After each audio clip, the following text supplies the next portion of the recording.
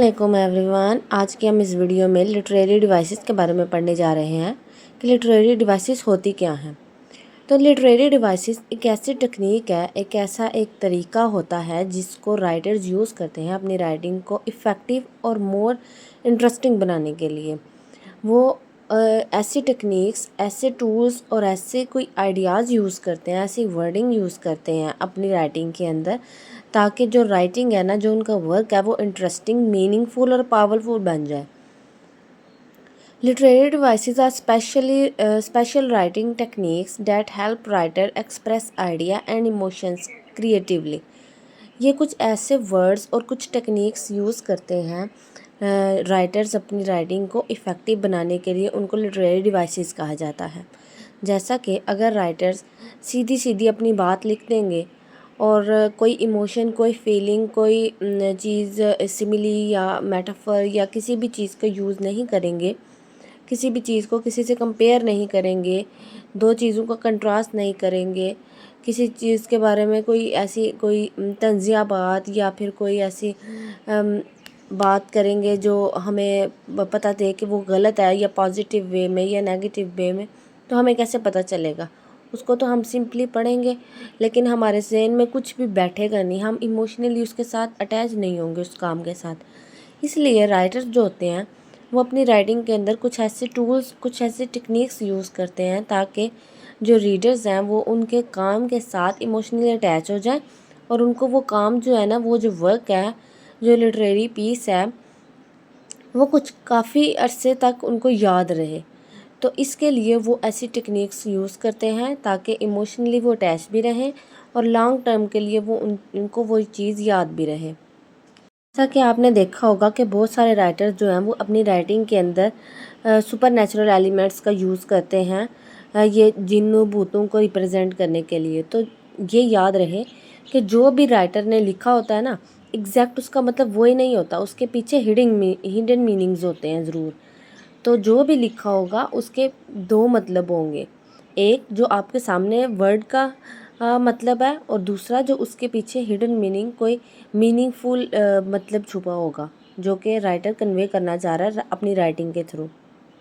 अब कुछ literary devices को हम देख लेते हैं, इनकी ज़्यादा डिटेल में नहीं जाएंगे। अगर आप डिटेल वीडियो देखना चाहते हैं तो वो मेरे चैनल पे पहले ही अवेलेबल है, तो आप वहाँ से देख सकते हैं। पहली है सिमिली। सिमिली के अंदर राइटर जो होता है ना, दो चीज़ों को आपस में कंपेयर करता है लाइक और एज के वर्ड का यूज़ करके।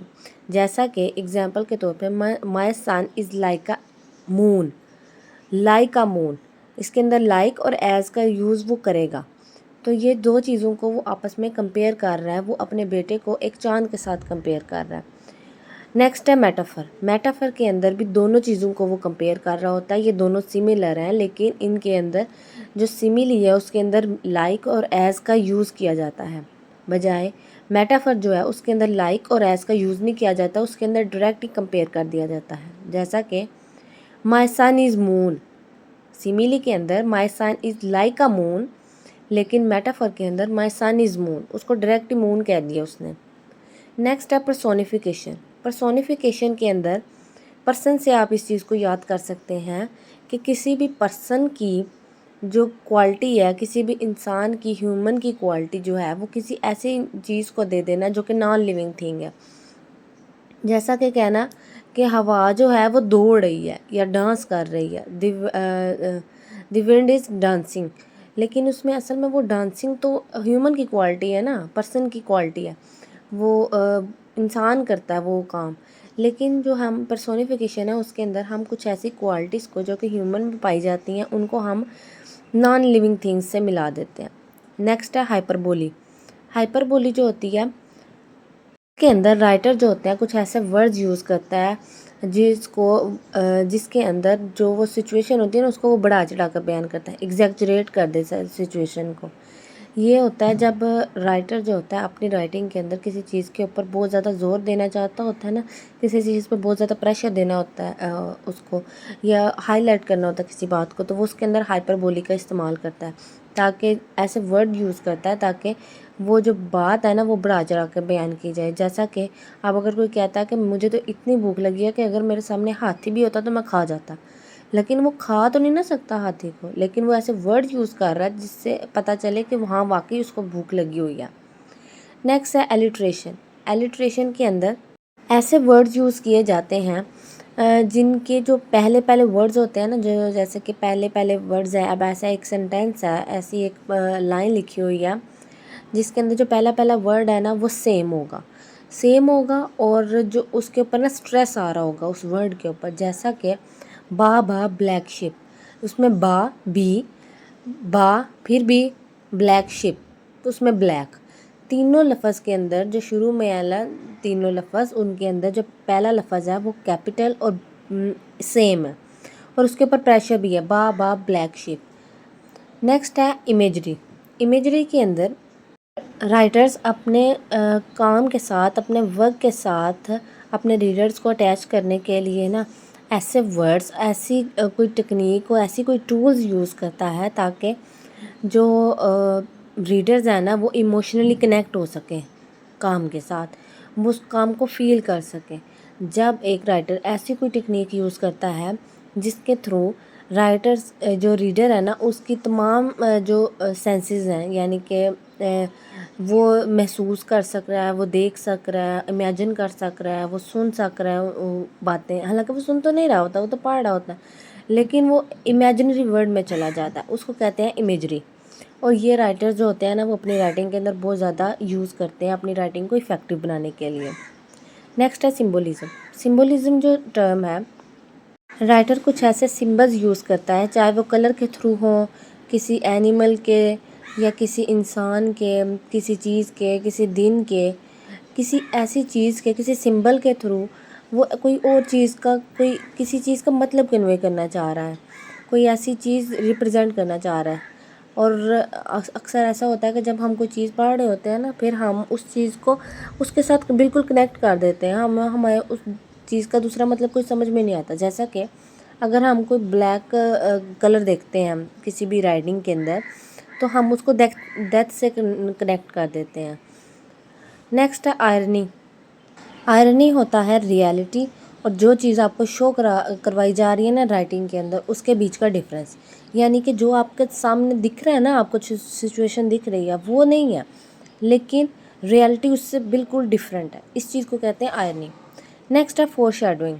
فور شیڈوئنگ یہ ہوتا ہے کہ آپ کو نا شروع میں ہی سٹوری کے یا پھر مڈل میں یا پھر کسی طرح کر کے نا آپ کو کسی ورڈ کے تھرو، کسی کلر کے تھرو، کسی ایمیج کے تھرو، کسی طرح آپ کو نا ایک جھلک دکھا دی جاتی ہے کہ آگے جا کے نیکسٹ اس کے اندر ہونے کیا والا ہے اس ورک کے اندر۔ جیسا کہ اکثر ڈراموز میں آپ نے دیکھا ہوگا کہ پہلے جو ہوتا ہے نا انٹینس سین دکھا دیا جاتا ہے، پھر اس انٹینس سین کے جو پیچھے کی سٹوری ہوتی ہے نا، پیچھے کی وجہ ہوتی ہے وہ دکھائی جاتی ہے، اس کو کہتے ہیں فور شیڈوئنگ۔ اب یہ کچھ لٹریری ڈیوائسز تھی۔ نیکسٹ بھی ہیں ریپیٹیشن، پیراڈاکس، پن، ایلیوژن، سٹائر۔ بھیا اگر ہم کریں گے تو یہ ویڈیو بہت لانگ ہو جائے گی۔ آپ اگر ان ٹاپکس کو بھی سمجھنا چاہتے ہیں نا تو میرے یوٹیوب چینل پہ، اسی چینل پہ ان کی ویڈیوز بھی موجود ہیں، آپ وہاں سے جا کے دیکھ لیں۔ تو ابھی کے لیے اتنا ہی۔ آئی ہوپ آپ لوگوں کو اس کی ٹاپک کی سمجھ آئی ہوگی۔ لٹریری ڈیوائسز کے اندر یہ سارے جو ٹرمز ہیں نا، یہ سارے ٹولز جو ہے نا وہ رائٹرز یوز کرتے ہیں اپنی رائٹنگ کو افیکٹو بنانے کے لیے۔ اور یہ ٹیکنیک صرف آج کے دور میں ہی یوز نہیں کی جاتی، بلکہ رینیسانس پیریڈ میں یا ماڈرن میں یا جو پرانے زمانے کی جتنی بھی آپ کو کام دیکھنے کو ملیں گے نا، ولیم ورڈزورتھ کے یا پھر شیکسپیئر کے، ان سب میں ان چیز کا استعمال کیا گیا ہے۔ پہلے کے دور میں ایسا نہیں ہوتا تھا، بہت پہلے کے دور میں وہ سمپل لکھی جاتی تھی، لیکن وہ زیادہ افیکٹو کام نہیں ہوتا تھا۔ لیکن جب ان چیزوں کو یوز کیا گیا، ان لٹریری ڈیوائسز کو یوز کیا گیا تو وہ کام بہت زیادہ افیکٹو ہے اور بہت دیر پا ہے کہ آج تک لوگ جو ہے نا شیکسپیئر کے کام کو نہیں بھولے۔ تو یہ چیزیں استعمال کرنا اپنے ورک کے اندر بہت زیادہ امپورٹنٹ ہوتا ہے۔ آئی ہوپ آپ لوگوں کو اس چیز کی سمجھ آئی ہوگی۔ اگر کوئی بھی سوال اس ٹاپک کے متعلق ہے تو آپ ضرور کمنٹ باکس میں میرے سے پوچھیے گا۔ اور ان یہ جو جتنے بھی ڈیوائسز لکھے ہوئے ہیں نا یہاں پہ، ان سب کے متعلق جو ہے نا میری یوٹیوب چینل پہ ویڈیوز اپلوڈ ہیں، تو آپ وہاں سے ڈیٹیل ویڈیوز بھی ان کے بارے میں دیکھ سکتے ہیں۔ ملیں گے نیکسٹ ویڈیو میں، تب تک کے لیے اللہ حافظ۔